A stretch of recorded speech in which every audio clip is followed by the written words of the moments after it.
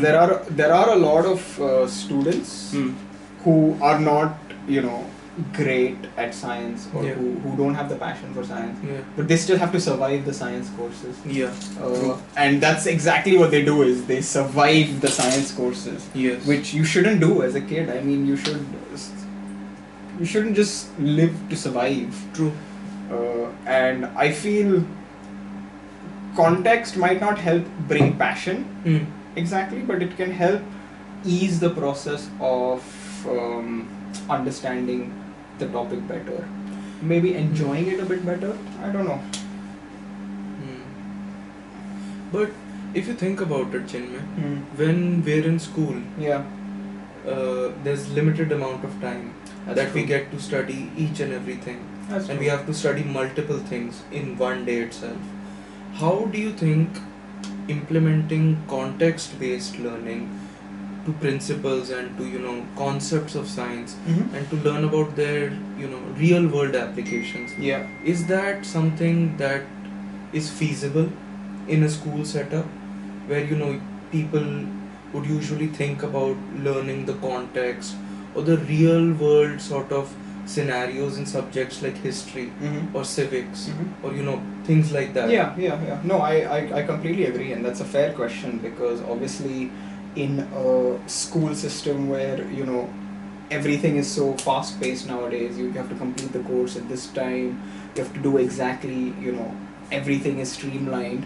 It's very difficult to put in a context-based system, which I do agree and I do sympathize for in terms of the education systems or whatever, like the ministry that's planning out these education policies and stuff like that. It's difficult to put in these context-based systems, but I would say it doesn't have to be a revolutionary thing. It doesn't have to be like, oh yeah, we should implement like this big change, because whether we like it or not, a result-based system has to be there.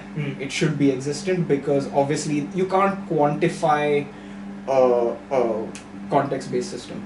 It's more of like a subjective, I wouldn't say subjective, for a lack of a better word, yes, a subjective way in dealing with things.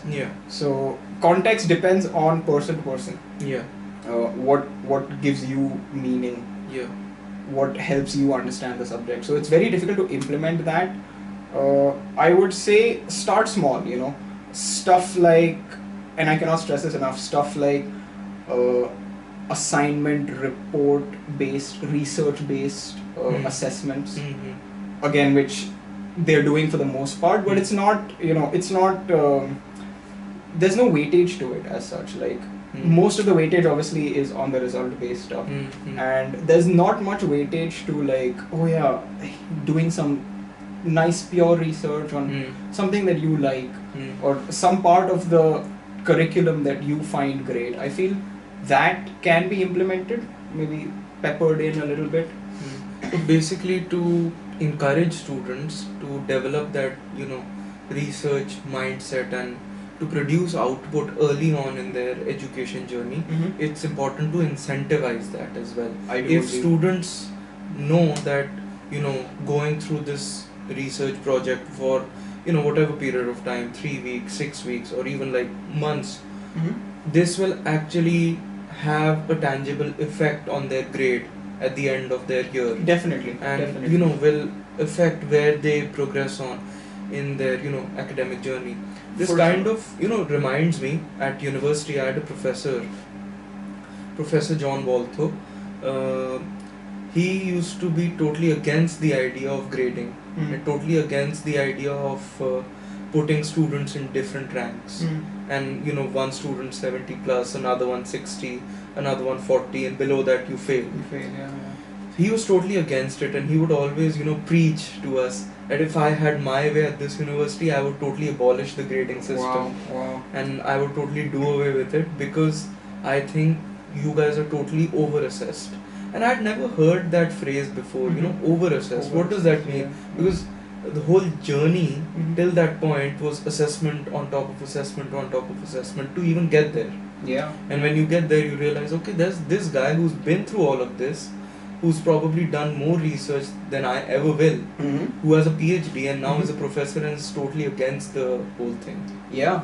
I mean, we need more teachers like that. I would say. I think we are definitely over-assessed, but I think, just to play the devil's advocate, I think assessment is necessary, obviously, to see where you stand, but it should not. So I feel we have our priorities upside down. We are like, okay, if he understands it, that's baseline, and then if he does well in an exam, then he's amazing. I feel it should be the other way around.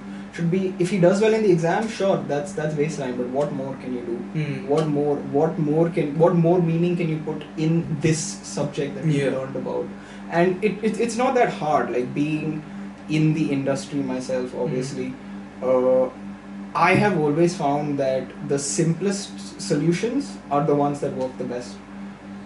And I feel these simple tasks are what should be above, giving students like these very difficult exams to solve, one question, I don't know, to 20 questions in like 3 hours and like 1 minute per question, and then only you would be the best in the class and stuff. I feel that's fine. Assess them, but keep that as a baseline, and then work on what more can the student bring, what meaning can the student bring into this, what context can the student bring into the subject that they're learning.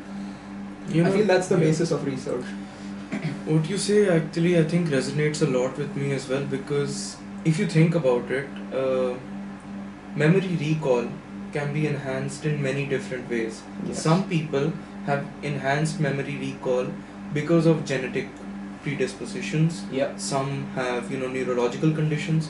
For example, some people who are on the autism spectrum, some people who have Asperger's, some people who don't have Asperger's, who are fully autistic, they have far better memory recall than people like us, like me or you, who are not even on the spectrum. Definitely. And if you put them against one autistic person against 10 people who don't have autism at all, chances are that the memory recall of that one person would be better than all those 10 people.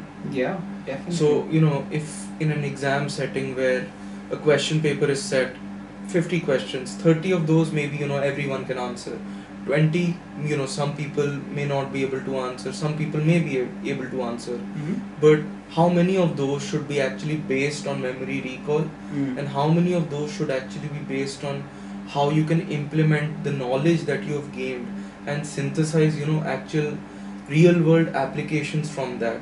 Yeah. What do you think the split should be like? I'm going to say something really controversial here. I think memory recall is a bit overrated.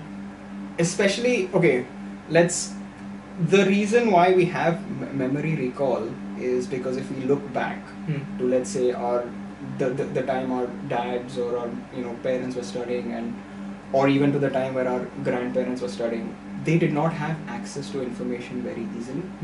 And so I feel for them it was advantageous to remember things. But for us, now that we have, this is the information age, and I think now that we have access to information, I think that memory recall now has its place, but it should not be given too much importance. And I feel understanding the context and the concepts and implementing those concepts in, let's say, a question paper, like you said, should be given much more weightage. And just to answer your question in a simple way, I think it should be like 99% concept based and 1% memory based, because where you just have to remember what your name is. What your name is, yeah, exactly. Maybe go a bit further, remember the date also on the exam, roll number. Yeah, exactly. And I mean, there are certain things, especially in subjects like chemistry, where you have to remember things. Like there's no way around it.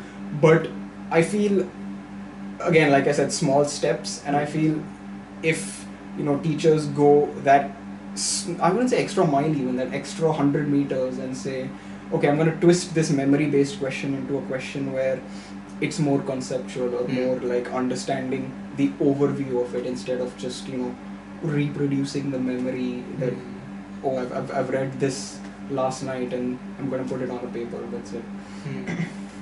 So if we try and think about, as you said, memory recall is not a very big thing in today's day and age, because you have so many tools at your disposal. You have, chat gpt at your disposal now. Yes, You have, yes. virtual reality tools. You have, artificial intelligence that can do the recall part for you, and you don't, necessarily need to even worry about that anymore, Yeah. because, lots of assignments, lots of coursework, assessments, they happen, outside the exam room.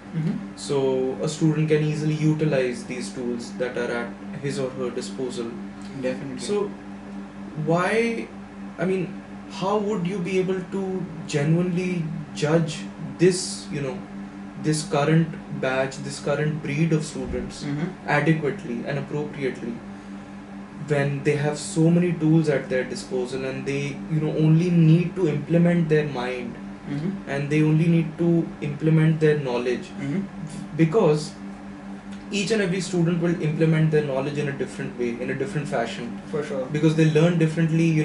They're gonna implement it differently as Definitely. well. And each and every professor will also judge each student differently. Yeah. There might be one student who might be judged, more harshly, because the professor does not agree with the way in which the student is synthesizing, the real world applications from the knowledge, just because of a difference of opinion. Yeah. So for that, I think, the traditional method of judging students based on their memory recall, with a little bit of, play, of course, from the real world applications, is actually, been accepted all over the world, because it kind of, there's a level playing field for everyone. I agree. Everyone gets judged in the same way. In the same way, yeah. But if you focus so much on, implementing the knowledge, and, actually thinking about the applications of it, the judgment won't be as linear in a way. Yes. Yes. So how would that, help in producing scientists that are better equipped with solving the problems of the future? That's a good question. Very thought-provoking question. What I feel, and I haven't given too much thought about this, obviously, because it's a really good question. But what I feel is definitely, yes, there are ways now for students to utilize these technologies, and it can be good or it can be bad as well. So again, it depends on what you are going for. I cannot say how the teachers are gonna adapt to the change, because this change is happening right now. It's a real time change, and I don't know the future. I can't say about that, but I feel as a student myself, it's about what you want, right? So I have used chat GPT, obviously not when I was studying, because it wasn't there at that time, but obviously now and then, even in my job, just to research a few things, or just to ask these quick questions to enable my train of thought, just to ask these quick questions to get them out of the way, I will use chat GPT. And I feel to a certain extent you should do that. I would encourage you to do that. But if you're using chat GPT to get through an assignment, or to write an assignment for you, or to make your life easier, not in a way that's helping you, but in a way that's gonna maybe help you now, but in the long term it's gonna make you handicapped in these technologies, then I feel that's where the line needs to be drawn. And I think students themselves need to understand this. Obviously ChatGPT is there to help you, and I encourage it in the education system. I think AI and technology should be part of it, but it depends on what you want. You can use it to deride your performance in the long term. Obviously you'll get good grades now, and you'll get by, but then later on you'll find yourself subconsciously handicapped to using these tools to do the work for you. Whereas if you're using them to help you, just like a quick fire, like if I give you an example, let's say, because in my line of work as a crystallization scientist, we deal a lot with solubilities of different components. and obviously I don't remember all the solubilities, and if I'm doing some calculations or if I have a train of thought of some process, then sometimes remembering these solubilities can get in the way, and I completely understand that. And that's when I'll do a quick fire search on ChatGPT saying, okay, what's the solubility of, let's say, sodium chloride in like 50-50 IPA and water, and that's fine. But I feel if I start using it to write my reports and I'm then submitting it to management, then that's just gonna hinder me and not help me. So, I think this kind of reminds me of a time when I was back in school. Back in 11th and 12th grade, if I remember correctly, we used to be given the periodic table with, the exam that we had. Most intimidating table I've ever seen. But we used to get a copy of the table. So we didn't need to remember the table. Wow, okay, right. We used to get a copy of the formulas, the basic ones. Electronegativity and everything, charts, trends and stuff, everything.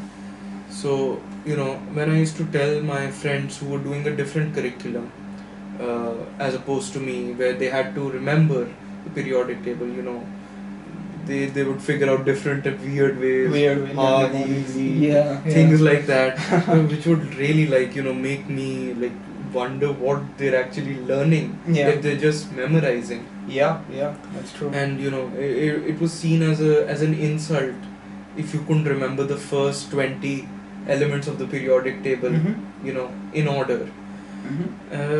What do you think, if you had the opportunity to sort of design the curriculum for scientific learning, and if you had to implement, the context-based learning, and how do you showcase the importance of the context-based learning, especially in pure sciences, in biology, chemistry, and physics, for future generations? If you were the one who was designing the curriculum for them, give me a rough layout.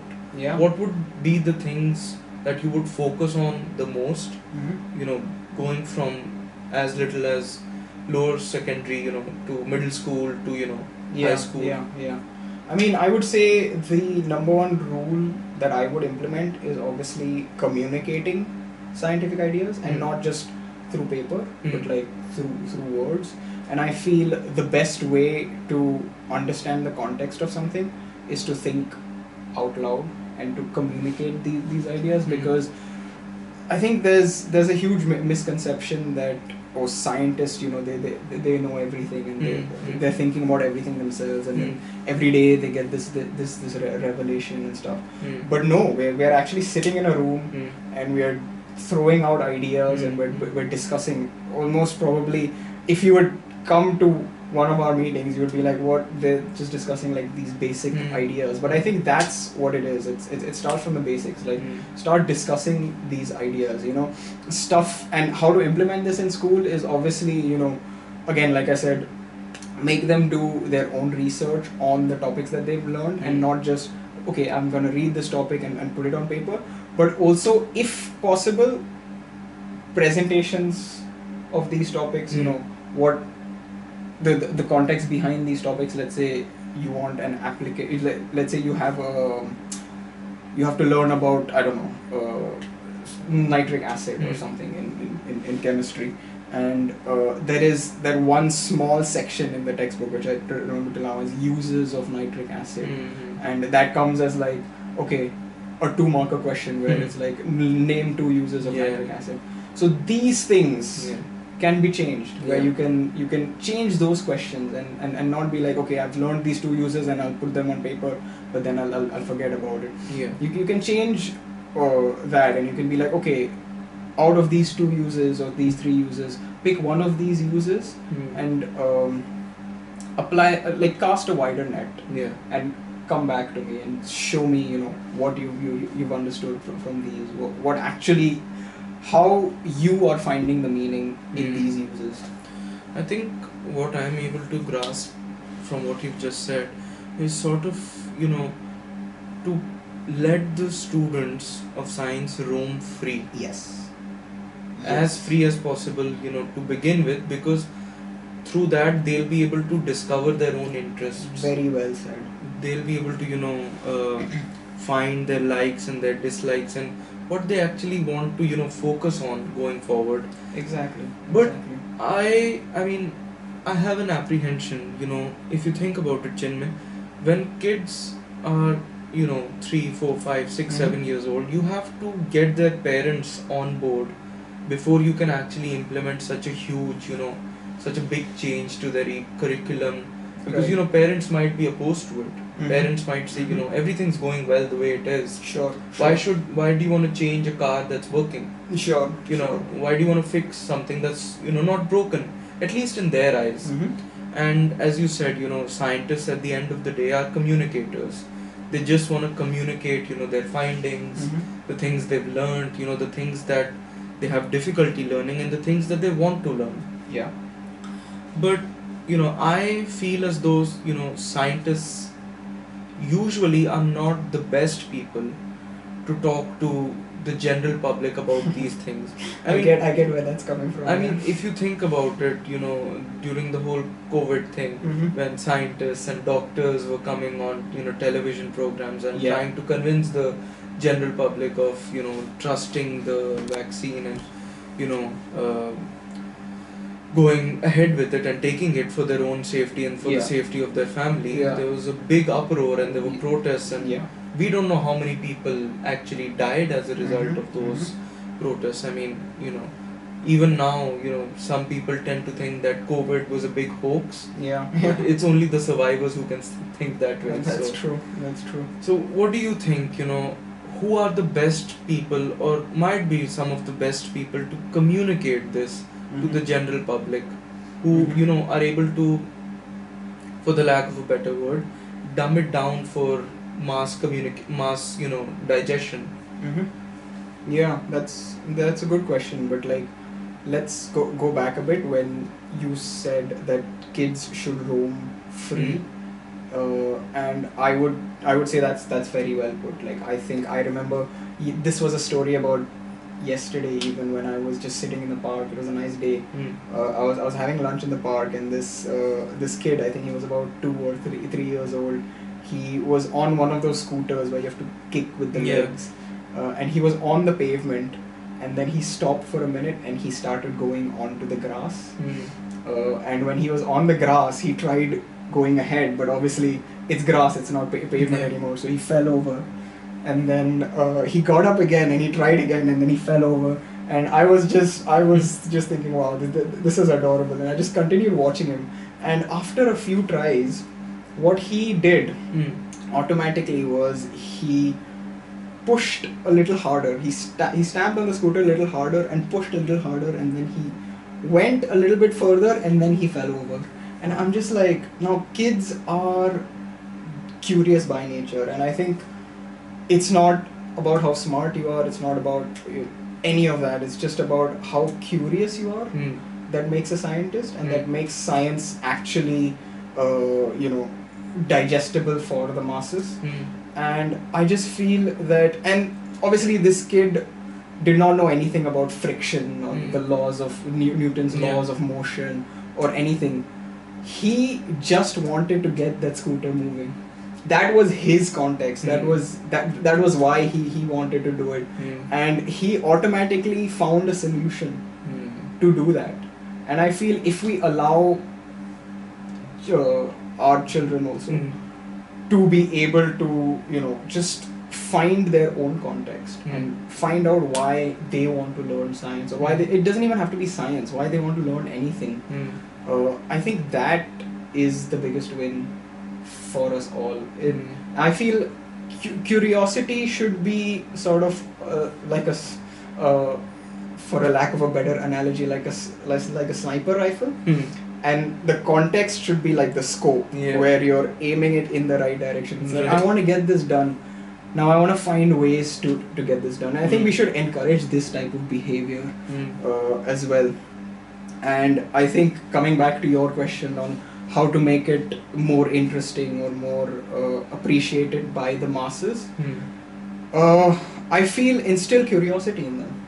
I feel make them wonder about things and make them understand that it's okay for you to find your way in understanding something. It doesn't have to be directly from a textbook or from anything else. I think scientists should not just put up facts, because let's face it, most of science is data driven, facts driven.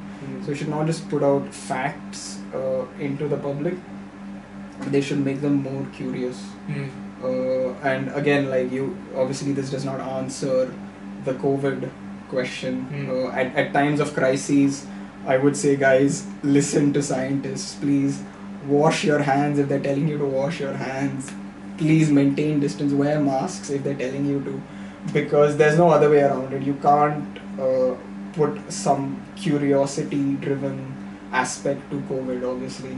It is a dire need and an emergency. I feel those are exceptions. Those are where you obviously need to listen to them, and I know it's within the nature of people to make sort of dramas out of life, which is fine, but during emergencies, I think you should listen to scientists. No matter how boring they are, no matter what they're saying. Yes, even that's the thing, that's another misconception in science, is that it's happening in real time. So even scientists, when they're trying to tell you to do something, or when they're coming up with a cure for COVID, let's say, it's not gonna be 100%. Obviously, there are, because they don't know everything. Like we as scientists don't know everything. You can relate to this. You are also a biochemist, so you know that because it's happening in real time, we're figuring it out. But like I said, during these emergencies, scientists are the best bet. So, talking about misconceptions, what do you think is one of the, if not the biggest, one of the biggest misconceptions that you have probably heard, not just in your, academic journey or your professional journey, but in general about science and about scientists or about scientific learning?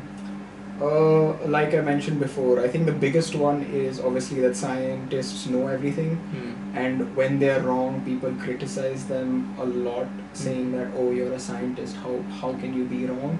But again, scientists are humans, and again, science is about sort of tap dancing between the boundaries of the known and the unknown. So because it's happening in real time, and because we can't predict the future, obviously there's going to be chances that scientists are wrong. Scientists are really smart is another one. I think I am evidence to that you don't have to be a genius to be a scientist. Most scientists are not genius. Obviously you have the exceptions.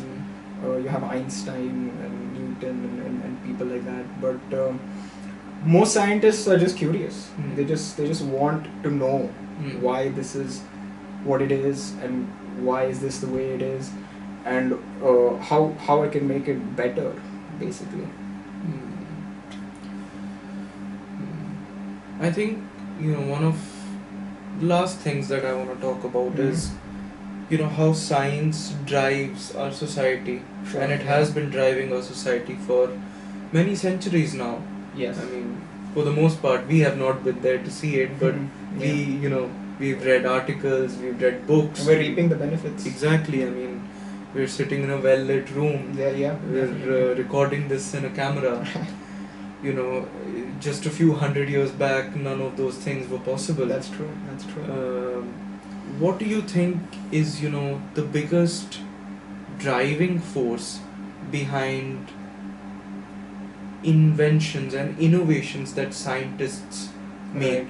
Right. And how, those innovations actually drive our society forward, even though the naysayers might, say that it's all because of capitalism. It has nothing to do with, these individual scientists who work day and night to, build something truly remarkable. Just think about an MRI machine. When was that invented? That's true. CT scan. When could you see inside a brain without actually opening up a skull? These are all revolutionary, and I feel if we close in on your example of the MRI machine, there's an interesting anecdote that I have about the MRI, which is basically that the MRI was, so the main concept of the MRI is the nuclear magnetic resonance, which is a physics term that's used in medicine, and basically when there was a professor, right, he was studying the different types of, I'm not sure if I'm saying this correctly, but because I have limited knowledge in physics, but basically the story goes is he was studying the different types of heavy elements in stars that had exploded, so dying stars, and that's how the concept of nuclear magnetic resonance is used, which has nothing to do with MRI. And yet we're still using, we're still seeing it in MRI, which is like a huge thing. Like, how can you see, like you said, a brain or a person's insides without cutting them open? This is basically like the biggest tool in the medical department right now, which was an idea born of astrophysics. So getting back to your question, which I am blanking out on right now, what was the question? How these innovations, right? Yeah. Yes. Yeah. So how these innovations, we don't know. That's the thing.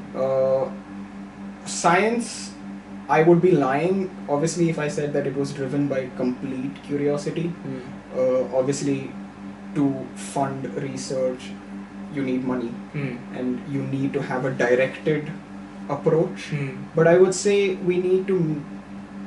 The main thing is we need to understand is the balance between the two is essential. So it should be a directed curiosity, and that's where the analogy of context being the scope and curiosity being the sniper rifle comes into play. So I mean, you've had some great accidental scientific discoveries like penicillin being like the most iconic of them. And these were obviously 100% based on curiosity. I would say a directed curiosity is the main thing that we need. Obviously, we as a tax-paying citizen, I should know that my money, part of what I'm paying, is going into something that's making my life better, and not something that's just come out of the brain of some random person who wants to discover the world. Obviously it should be, okay, how can I make things slightly better while discovering the world? Essentially. A last example that I want to give, you spoke about accidental discoveries. I was reading when I was in my second year, I think I was reading about Viagra. Funny thing is, Viagra was actually initially developed as a cure for hair loss. Wow. Okay. I didn't know that. Okay. So it was developed for women firstly, because Viagra, as we know it, increases blood flow for limited duration of time, and one of the things that increased blood flow can help in is of course follicle development and hair growth. Wow. So initially it was developed as to help middle-aged women who were balding. And just a few years later, somebody tried it by mistake. A guy took 2 or 3 of those, and he got to know the effects of it. And that's, I mean, it is a funny thing, but men all over the world, people all over the world, who suffer from erectile dysfunction today use Viagra as a very important thing in their life. Definitely. It's no joke, and it's no secret that erectile dysfunction leads to a lot of suicides and a lot of mental health issues. And just from a medicine for hair loss, it went on to become the leading cure for erectile dysfunction, which just comes to show for me that as long as you keep innovating, you keep the discovery of new novel things going, it will lead to something ultimately. Definitely. One thing that cannot happen and should not happen is stagnation. Yes. And if you stay where you are, then even in a worldly sense, it's gonna be worse than actually moving forward, even if you move forward in a wrong direction. Yeah, Because I think it was Thomas Edison who said, when he tried to invent the light bulb, yeah, he tried 1,000 times, 2,000 times, and he said, now that I've discovered these 2,000 different ways to not invent it, now I'll be able to find the one that actually invents the light bulb. So I definitely agree, and that should start from an educational level, like we were discussing. It should start when classrooms and lecture halls say to the students, okay, discover your context to science. That's when the actual research starts. And sure, like, discover your context, don't go haywire, but like a directed approach, maybe an outline as to, okay, remain within these constraints, but sort of spread out and see, try to dip your hand in everything and try to see, what you want to do with this knowledge that we've given you. Obviously, because knowledge is important, it's a base, and tests are important, but that should also be treated as a base to further research. It shouldn't be treated as the ultimate goal, and I feel that's what's essential at that level, to then have this thought that, oh yeah, we can start researching and we don't know where it's going to lead. I think it has been a really nice conversation that we've had today. I enjoyed it. It was really good. And I think today, we spoke about the importance of context-based learning. Scientists are human at the end of the day. Whatever they do, it'll always have those human imperfections for sure there, and that should remain ultimately. And we spoke about accidental discoveries. We spoke about old people and young children and how they should be allowed to roam free. Yeah. And I mean, provided it doesn't kill them. Yeah. We should allow them to explore. Yes. Under parental supervision. Definitely, yeah. Yes. I think it's been a good conversation today. If you want to check out my channel Wise Feather TV for more insightful videos on scientific topics, and if you have any more recommendations for any future videos, please share them with me. Thank you. Thank you, guys.